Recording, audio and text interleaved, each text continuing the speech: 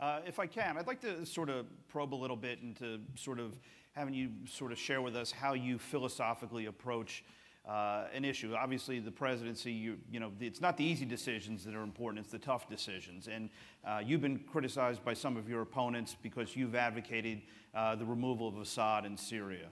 Others within the party have opposed taking out Saddam Hussein. They've opposed removing Gaddafi.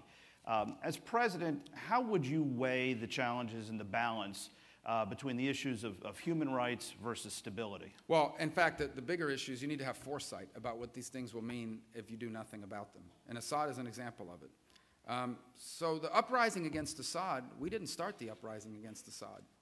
The uprising against Assad were everyday Syrians, not jihadists initially. It was largely made up of everyday Syrians, mostly Sunnis, who rebelled against an Alawi, which is basically a minority within the Shia minority, that they felt had been brutal and discriminatory towards them.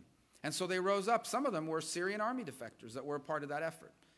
When that uprising began, I repeatedly warned that if we did not identify non-jihadists that we could help empower, then the vacuum would be created in the aftermath of this civil war, or in the midst of this civil war. And that vacuum would be filled, the way vacuums are always filled in the Middle East, by radical jihadists, made up largely of foreign fighters. And that's exactly what happened.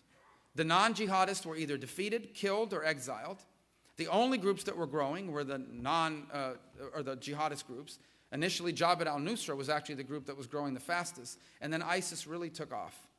And the result is that vacuum has now been filled by this group and has used Syria as an operational space to spread into Iraq, to grow now in Libya. They're beginning to grow their influence in Afghanistan significantly, conducting attacks in Lebanon. They're coming after Saudi Arabia, Jordan, Israel, Egypt. They've been very clear about the global caliphate they want to establish.